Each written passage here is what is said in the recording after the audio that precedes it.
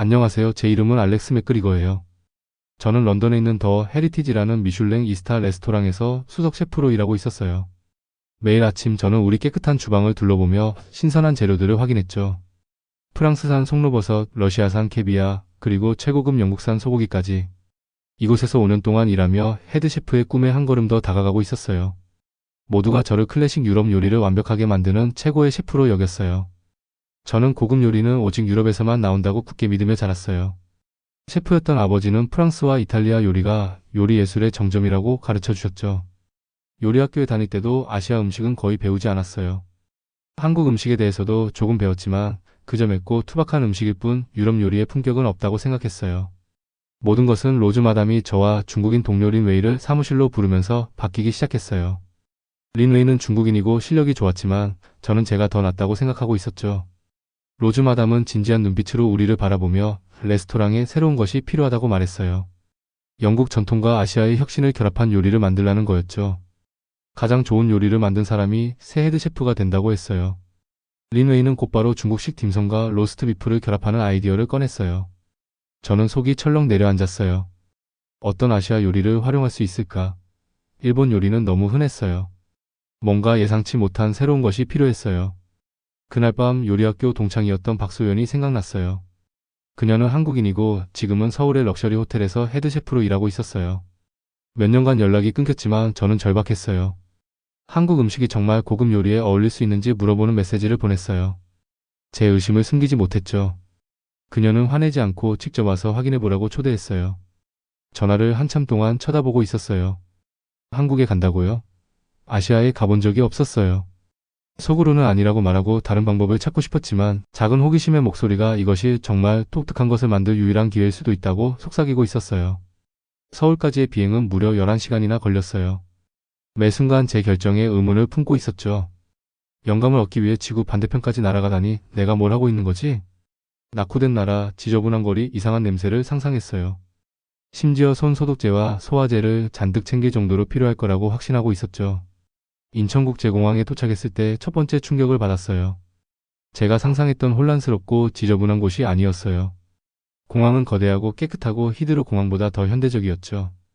자동 출입국 심사대에 도움을 주는 로봇 안내원, 그리고 믿을 수 없이 빠른 도시행 열차 시스템에 놀라고 있었어요. 가방에 챙겨온 손 소독제가 부끄럽게 느껴졌어요.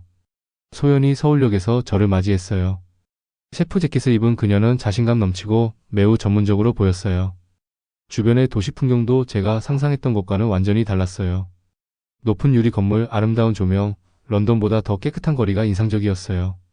소연은 제 놀란 표정을 알아채고 아무 말 없이 미소 지었어요. 특별한 곳으로 모시겠습니다. 소연이 말했어요. 우리는 을지로라는 지역의 작은 골목으로 갔어요. 좁은 골목에는 작은 포장마차들이 가득했어요. 제 기대와는 달리 마음이 점점 가라앉았어요. 이건 고급 식사 경험과는 거리가 멀었죠. 소연이 포장마차 옆 작은 플라스틱 의자를 가리켰을 때 거의 앉기를 거부할 뻔했어요. 믿어보세요. 그녀가 말했어요. 여기가 한국 요리의 영혼을 찾을 수 있는 곳이에요. 포장마차를 운영하는 할머니가 빨간 요리를 우리 앞에 놓았어요. 밝은 소스에 담긴 낯설고 뒤틀린 고기 조각처럼 보였어요. 이게 뭐예요? 저는 혐오감을 숨기려고 노력하며 물었어요. 골뱅이 무침이에요. 소연이 대답했어요. 양념한 바다 달팽이와 채소요. 저는 거의 먹고 싶지 않았어요. 해변에서나 볼 수 있는 달팽이를 음식으로 쓴다고요? 영국에서는 그걸 음식으로 생각하지도 않아요.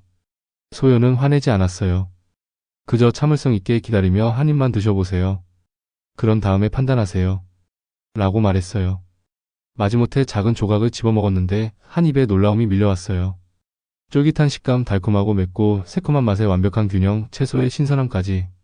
정말 놀라웠어요. 이 소박한 길거리 음식이 내가 만들었던 많은 고급 프랑스 요리보다 더 깊고 특별한 맛을 품고 있었어요. 이거 정말 맛있네요. 저는 인정하며 다시 한 입 더 먹으려고 했어요. 어떻게 이런 게 가능한 거죠? 소연은 미소 지었어요. 이건 시작일 뿐이에요. 내일은 우리 호텔 주방가 30년 넘게 이 요리를 만들어 온 셰프를 소개해 드릴게요. 다음날 아침 소연은 저를 그녀의 호텔 주방으로 데려갔어요. 다시 한번 놀랐죠. 어떤 유럽 주방 못지않게 현대적이고 깨끗했어요. 어쩌면 더 나았을지도 모릅니다.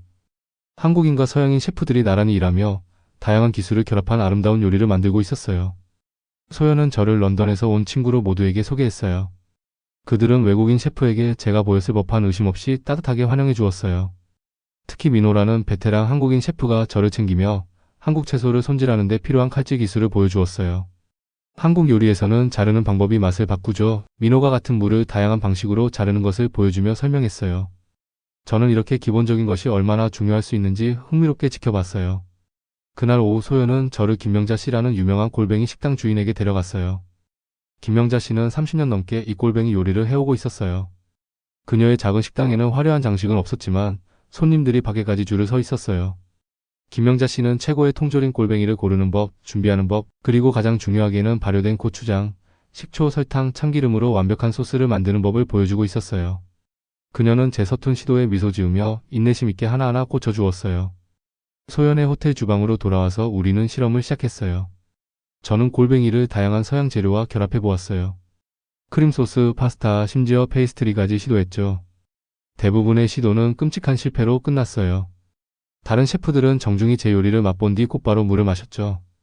3일간의 실패 후 저는 좌절감을 느끼고 있었어요. 이건 안 되는 것 같아요. 저는 소연에게 불평했어요. 아마도 한국 음식과 영국 음식은 섞일 수 없는 걸지도 몰라요. 너무 영국 셰프처럼 생각하고 있어요. 소연이 말했어요. 골뱅이를 영국식에 끼워 맞추려 하지 말고 두 전통 모두를 존중하는 새로운 요리를 만들어 보세요. 그날 밤 생각이 많아 잠을 이루지 못하며 김명자 씨가 했던 음식을 느껴야 한다는 말을 곱씹었어요. 한밤중에 아이디어가 떠올랐어요. 호텔 주방으로 달려가 야간 근무 직원들을 놀라게 하며 요리를 시작했어요. 다음날 아침 저는 소연과 그녀의 팀에게 새로운 창작 요리를 선보였어요. 골뱅이, 한국 고추장, 버터, 신선한 허브로 만든 소스의 수제 파스타였죠. 미슐랭 레스토랑에서 볼 수 있는 것처럼 아름다웠지만 완전히 새로운 색과 향기를 가지고 있었어요. 소연은 한 입 먹고 눈을 감더니 다시 눈을 뜨며 환하게 미소 지었어요. 바로 이거예요, 알렉스. 이게 우리 문화를 잇는 달이에요. 일주일 동안 레시피를 다듬으며 한국 재료와 기술을 더 깊이 배웠어요. 소연은 서울 곳곳을 데려갔어요. 고궁 현대적인 쇼핑 지역, 전통시장까지. 우리가 가는 곳마다 저는 한국이 어떻게 오래된 전통과 최첨단 혁신의 균형을 이루는지 보고 있었어요. 경복궁에서는 현대식 고층 빌딩을 배경으로 전통 의상을 입은 수문장 교대식을 지켜봤어요. 동대문 디자인 플라자에서는 초현대적인 건축물 안에 전통 한국 공예 전시가 열리고 있었죠. 이게 한국 문화의 특별함이에요. 소연이 설명했어요. 우리는 과거만을 보존하거나 미래만을 좇는 것이 아니라 두 시대를 연결하는 방법을 찾고 있어요. 런던으로 돌아가기 전날 밤 소연은 셰프 친구들과 특별한 저녁 식사를 마련했어요. 모두 최고의 퓨전 요리를 대표하는 음식을 가져왔어요. 우리가 먹고 웃는 동안 저는 얼마나 한국 음식, 그리고 제 자신의 편협한 요리 접근법에 대해 잘못 생각하고 있었는지 깨닫고 있었어요. 사과해야 할 것 같아요. 저는 모두에게 말했어요. 배울 것이 없다고 생각하며 이곳에 왔어요. 완전히 틀렸네요. 제게 칼 기술을 가르쳐 준 베테랑 셰프 민호가 제 어깨를 토닥였어요. 최고의 셰프는 항상 학생이 되어야 해요. 그가 말했어요. 이제 이해하셨군요. 런던으로 돌아왔을 때 저는 완전히 달라진 사람이 된 것 같았어요. 한때 매우 인상적으로 보였던 더 헤리티지의 주방이 이제는 다소 제한적이고 구식으로 보였어요. 메뉴를 보니 안전하고 예상 가능한 요리밖에 없었죠. 헤드셰프 경쟁날이 왔어요. 린 웨이는 로스트 비프를 넣은 딤섬을 선보였어요. 좋았죠. 기술적으로 완벽했지만 심사위원들의 정중하지만 그다지 흥분하지 않는 반응이 보였어요. 그들은 비슷한 조합을 전에도 봤거든요. 이제 제 차례였어요. 골뱅이 파스타를 내놓으며 영국 요리에서 종종 간과되는 이 소박한 재료가 어떻게 한국 기술을 통해 변화되었는지 설명했어요. 제가 골뱅이를 언급하자 다른 셰프들은 킥킥 웃었지만 로즈 마담은 흥미롭게 바라봤어요. 그들이 제 요리를 맛보았을 때 방은 조용해졌어요. 그런 다음 로즈 마담이 환하게 웃으며 말했어요. 이건 정말 특별해요. 익숙하면서도 완전히 새로워요.